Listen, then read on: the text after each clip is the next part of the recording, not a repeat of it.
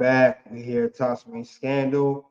Talk about the demise of the World Heavyweight Championship, how it has declined over the years.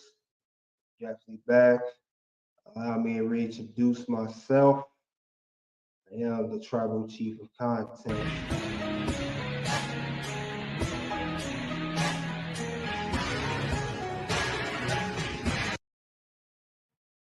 All right. We're going to talk about the unforgotten World Heavyweight Champion. Sorry for the cutoff there. This is what we're going to discuss. How this World Heavyweight Championship has so much stuff behind it, a lot of stories backstage. And I'm going to say this. I gotta say what stories I got. I'm just gonna say this. It's gonna get hot. Shit's about to hit the fan. Yeah, the shit's about to hit the fan. For sure. So we're gonna talk about also join Toxic Ring Scandal. Like and subscribe as you come in through the ropes into the ring, and subscribe to Toxic Ring Scandal content as I talk about underrated, overrated series, wrestling news, backstage stories, scandals, everything that happens behind the ropes. So let's get into it. We're going to talk about one thing that did happen behind the World Heavyweight Championship. As you can see the title, RIP World Heavyweight Championship. These are moments here where it caused the World Heavyweight title to go downhill. So we'll explain these stories right now. But first, let's talk about two particular wrestlers that held the World Heavyweight Championship that started to bring it down.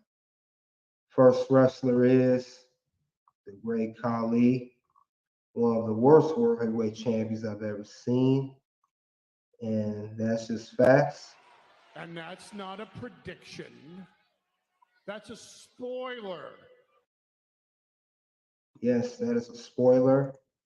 He was first built up to beat The Undertaker. He was a big 7'3" giant, won the World Heavyweight Championship in a battle royal when Edge had his injury of his first championship run. Terrible run. Never held a world title or any other world title again for that matter. Thank God. And the other worst World Heavyweight Champion, it's also not a prediction, is Jack Swagger. And I got to do this again. This is how bad it's got. And that's not a prediction. That's a spoiler. Yeah, it's a spoiler. He is the second worst World Heavyweight Champion. He was this goofy, all-American character, and he tried to make him serious when he won the title. It was not a good run at all. There's rumors he was supposed to win the WWE Championship, cash his money back contract on it. Then WWE Champion John Cena. And reportedly, they said John Cena did not want to lose Jack Swagger. If you guys remember, he was attempting to cash in on Cena. Cena was down. All of a sudden, that's when the Superman Cena really kicked in. He got up out of nowhere. He tried to put Jack Swagger in the STF, and it didn't happen. And Jack Swagger got out the ring. His money back contract was not official, and he left. Never came back to Raw. With SmackDown next tape episode, and he cashed in on then champion Chris Jericho, who had busted up ribs, beaten up by Edge, and he was worth the championship. So that's a little fun fact for you guys. Those are two World Heavyweight Champions, and I believe when both of those guys became World Heavyweight Champions at their times, that's when the World Heavyweight title lost its value and prestige. It was going downhill from there, and it never really rebounded. Only time I really had some prestige again is when, like I said, my other videos where Edge held on to it. Also on Facebook, come on to Toxic Ring Scandal over here and YouTube, like and subscribe. I will not have this on Facebook for long. I will have a cutoff time. So I have it up momentarily, have it up for a little bit, but I will cut it off. And you guys have to come on the Toxic Ring Scandal on YouTube and check out the rest of the content. And also, we'll be on Rumble later on. I will post on Rumble later on, either next few days or sometime next week of this live stream. But anyway, back to what I was saying. Those two guys brought down the World Heavyweight Championship. It's never the same. Now, the stories I'm going to get into, it's going to be behind Randy Orton's first World Heavyweight Championship run. And as stated here in this article, he said that he was not at all ready for his first world title run. That article says just 2 years after the incident, referring to Brock Lesnar when he set the youngest World Heavyweight Championship record at 25 for the WWE title. He won the title at SummerSlam, even though it was just after a month, even 28 days to be exact. He lost to Triple H. And he said, as a guest on Stone Cold Steve Austin Broken Skull Sessions, he said here that,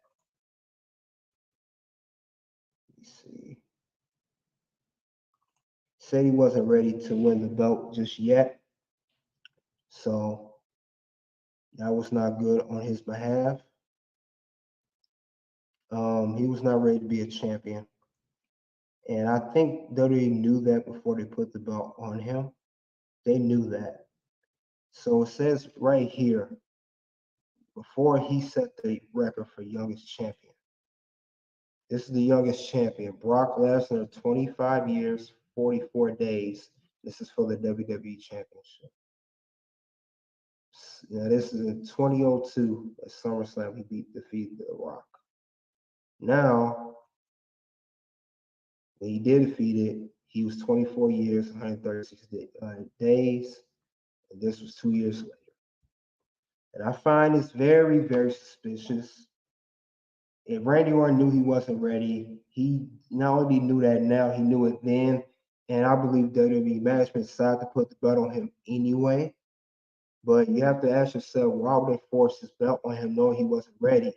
Because if you notice his championship run after this, that didn't start until 3 years later. He didn't win championship again until 3 years later in 2007 at the No Mercy event when he won the WWE Championship. So you have to ask yourself why. Why would Randy Orton win this belt the way he did? Why was it a short title reign? And why they put belt knowing he was not fully ready to become a champion at 24 years old? Why is that? Let's see. Let's see here. It says right here that Randy Orton was the youngest World Heavyweight Championship back then, beating Brock Lesnar's record, which the Beast set 2 years prior. He was only 25. So you gotta figure out what's going on. It says it right here. Guys, remember, Brock Lesnar left the WWE that same year that Randy Orton won the belt in 2004. And Jim Ross said here, source to Essential Sports, I understand Vince's apprehensions. He explains the aftermath of Brock Lesnar's shocking WWE departure. So, that being said, people were mad at him. And it says it here, Vince McMahon was certainly annoyed by this decision because of the time and money he spent in building up Lesnar only for it to come crashing down. So after the departure of The Rock, branching off to Hollywood and Stone Cold Steve Austin's retirement in 2003, they had no big upcoming star until they met Brock Lesnar, and they did that. And then the next big thing, WWE Champion. He had wins over The Undertaker. He had wins over The Rock and other superstars. He was on his way to becoming a megastar. So I believe that WWE was not only very upset with Brock Lesnar leaving, but they had to find a way to teach him a lesson. So it says it right here that you sponsor money promoting them, you give them a spot, clear a book for the show. It's hard to get in their lineup. Explain JR, who was a part of management at the time in WWE. But it would be so great if you got your time out to proceed to top earners. They did. And this one burnt out. Brock Lesnar left due to traveling issues, being burnt out. Reportedly, he was taking vodka and he was drinking his painkillers with vodka every day. He was depressed of being on the road. That was not his thing being on the road. So you have to wonder what happened with that. Now, everyone, like I said, it was upset. It was very upset that Brock Lesnar left the way he did.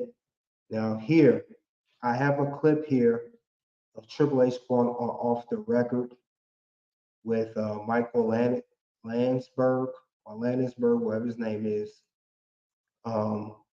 This is fair use here. It's a fair warning. This is for educational purposes. I am going to play the clip of how Triple H, as well as Vince McMahon, was upset that Brock Lesnar left the way he did. He was very upset. He was no different. He felt no different than Vince McMahon, as he felt that Brock Lesnar shouldn't have did what he did the way he did it. But like I said, I want to play that clip right now. It'll be 1 minute, and I will continue on to discuss this whole World Heavyweight Championship behind the scenes. So with that being said, let's get into it. Where does Brock Lesnar fit in that category? Right now? Yeah. Well, he doesn't. I don't know what he's doing right now. No, but I mean, no, but did he hose you guys? I think Brock Lesnar hosed himself. He screwed Brock Lesnar. Because he's not going to be a Minnesota Brock Viking, Lesnar. right? Yeah, you know, here's the thing. He turned down a great opportunity in football. I mean, in wrestling to play football when he'd never done it since high school, had a limited knowledge of it. But you know what? I guess in essence, he did the right thing for himself. He left. He didn't like the travel. He didn't like the constant fan recognition, and he left for that reason. My problem with Brock Lesnar leaving is a lot of people sacrificed to make Brock Lesnar a star. And Brock Lesnar hadn't reached that level yet. He was becoming a star, but he wasn't a megastar. We were trying to get him there, but a lot of people sacrificed to get him there. They put themselves down to get him over, and then he crapped on those people by leaving. Which is So as you can hear, Triple H was frustrated of how Brock Lesnar abruptly left the WWE in 2004. As I stated before, people had sacrificed, you know, do everything they could to put him over to make Brock Lesnar look good, make him like a top star, as he was going to be a megastar. Before Randy Orton, John Cena, Brock Lesnar was the guy. That's why he was called the next big thing. So I can't really disagree with Triple H on that. That's true, and he had a point. Because I am that damn good. And Brock Lesnar, I guess Brock Lesnar, he once he's done, he's done. And you try to get in his way of what he wants to do, you know, he's gonna go off.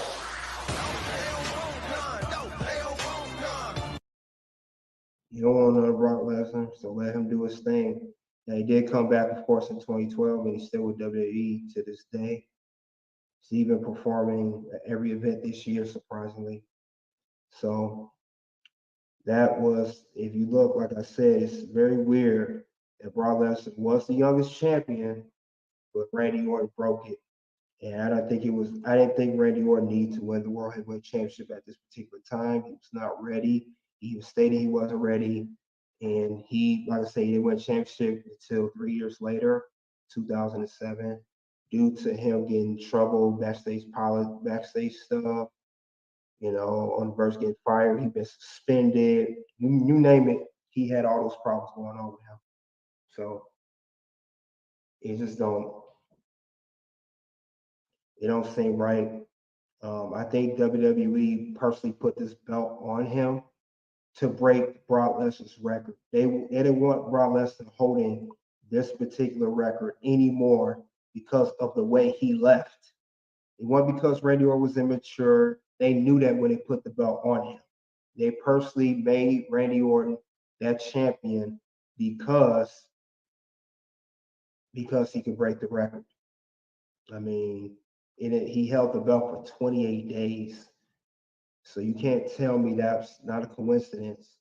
He held championship for a short period of time, and he also was the youngest champion. If I'm not mistaken, he's still the youngest world champion in history to this day.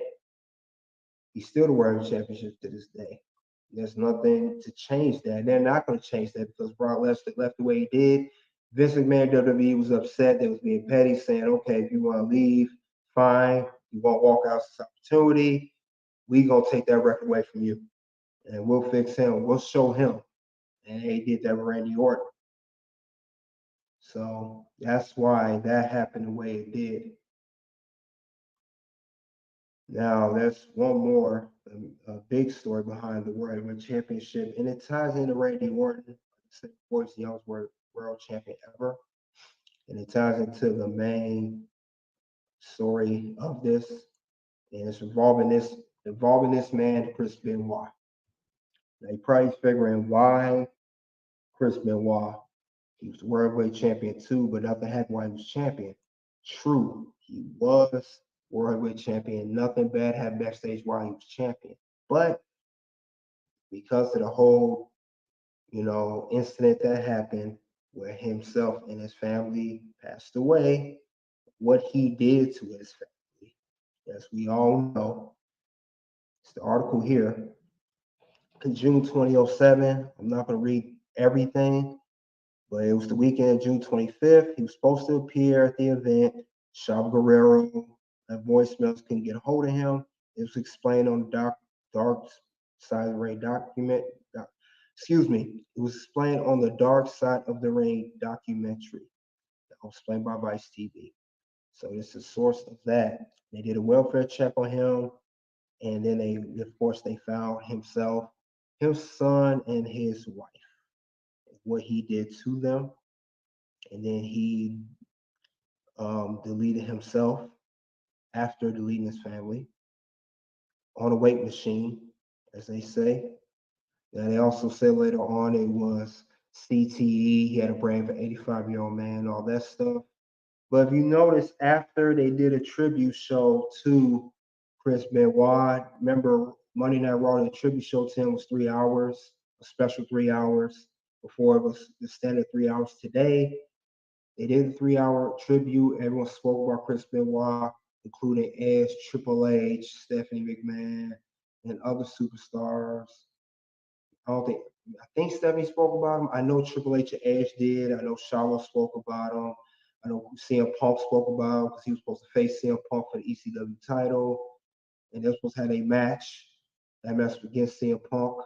But after that episode aired, they found out more information of that whole incident in June 2007. And it says here that on a recent edition of Raw, WWE presented a special tribute. But he said, however, the fact of this horrific tragedy involving Chris Benoit that he did not know. He said there will be no mention of Mr. Benoit's name in his program and ever again.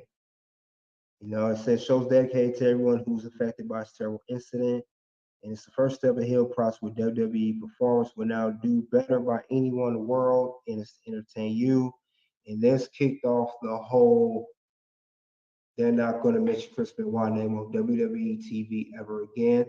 Meaning not only his name will not be mentioned, but all the matches he was involved in, all the scenes, all the cut scenes, all the promos, all the segments, anything involving him backstage, they were edited out by a WWE production team and later on edited out for the WWE Network. And of course, today, Peacock, you cannot barely see him on there. Involving commercials, you can't see him. You couldn't see him on like the intros to programs. His matches isn't still on Peacock, but it's a special when they had a program that's showing all the wrestlers, all the classic wrestlers. He's not in it. His special matches are not mentioned. Nothing like that any nature.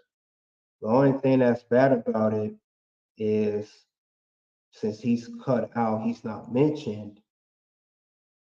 They said here that right here that Randy Orton won his first World Heavyweight Championship back in 2004 when he was 24. His match against the champion, Chris Benoit, is still considered a classic. However, this match did not get any recognition from WWE because of Chris Benoit, because it's such a missed opportunity. So not only is Chris Benoit stuff not mentioned anymore, for that matter, Randy Orton is not mentioned for his first ever World Heavyweight Championship win. So it kind of not only took Chris Benoit out, it took Randy Orton out as well. It took both of them out. So it says right here more in this article that when it happened prior to police determining the cause of it in the dark side of the ring, they gathered all performers to break the horrific news to him. The central show was canceled and the tribute. It was a regular Raw. But like I said, once they found out what happened, they did not want to mention Chris Benoit's name ever again. His name was omitted to be mentioned ever in any interviews, any programming, anything involving. If his name's mentioned, it's outside of WWE, as you hear with interviews, and it's with performers that's not even with WWE or not with WWE anymore, like or not employed by WWE. You hear Chris Jericho mention his name, you hear Kurt Angle mention his name. It got so bad, even his own son, David Benoit, they blackballed him. He had nothing to do with the whole incident, but because the name is so such a bad name, so toxic name, it hurt his son, who was a professional wrestler, wanted to be with WWE. He looked just like Chris Benoit, so they definitely won't let that happen. Not only your name, but you look like the man that did all those horrific things. So it's a unfortunate situation. And like I said, once again, these are real good information I'm giving here. I give myself one for this. And I'm awesome! So yeah, unfortunately, unfortunately, Chris Benoit, not only did he ruin himself and his future of the name, he ruined his son as well. He ruined Randy Orton's first championship win. And Kurt Angle recently, back in April, did an interview saying, WWE, if you erase Chris Benoit's memory, you're erasing a chunk of my matches, because Chris Benoit and Kurt Angle had a very good rivalry back to the SmackDown 6 days, and back when they were the first ever WWE Tag Team Champions of the SmackDown brand. So it hurt a lot of people, not just Chris Benoit. Randy Orton, his son, Kurt Angle. So he was the World Heavyweight Champion. That is when the value also went down, because Randy Orton won that title and no one even talks about it. And that's when it first began of the title losing value. It definitely lost value with Great Khali and Jack Swagger on the title. And of course, it really lost value once the whole Chris Benoit situation, because it erased a lot of stuff, a lot of good matches when he was the World Heavyweight Champion, and also Randy Orton's first championship win. Then, of course, the first story I mentioned, the first big story is when Randy Orton, the real reason he won the championship was because of the whole youngest World Heavyweight Championship title. Not the actual title, but the youngest title, which Brock Lesnar was the youngest, and then it became Randy Orton. WWE was so upset with Brock Lesnar leaving, that's the way getting back at him. So that is crazy, but the World Heavyweight Championship is crazy, don't even exist anymore. This particular version is not. In 2013, the title was retired in a TLC match between Randy Orton, the then WWE Champion, and then World Heavyweight Champion John Cena. Randy Orton won the match, merged the belts, became WWE World Heavyweight Champion. He was the final World Heavyweight Champion, and his reign was only 4 minutes to merge the belts. They recently brought back the World Heavyweight Championship for 2023 at the Night of Champions 2023 event with Seth Rollins, the inaugural winner, the current World Heavyweight Champion. Hope he loses that soon, because I don't like this champion. So, but that is definitely all I have regarding that situation of the demise of the World Heavyweight Championship and the unforgotten World Heavyweight Champion, which was Chris Benoit. You guys let me know in the live chat, comments, and playback what you think of this whole situation of the World Heavyweight Championship losing value and how it was at one point perceived the highest belt in the WWE. Then it went downhill, and then it became retired. Even though they brought the new version of the World Heavyweight Championship, but it's not the same as this World Heavyweight Championship. It just has the same namesake, but it's not the same actual title. Don't follow the same history or lineage for that matter. This particular version does not exist anymore. Retired in 2013, like I said, and that's all I have. And the World Champion's going to head out soon. I'm going to cover SummerSlam this Saturday, 2023. Red Carpet Ring, check me out there. I'll also be on Rumble. You can check me out a little bit on Facebook. World Heavyweight Champions is going to head out.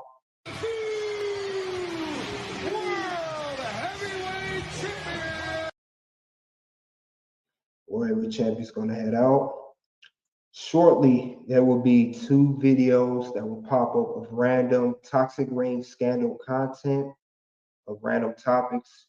Click into those 2 and check out the content, like and subscribe. As I stated earlier, of the content, I will always provide good content here at Toxic Ring Scandal regarding backstage segments, etc., etc. Until then, it is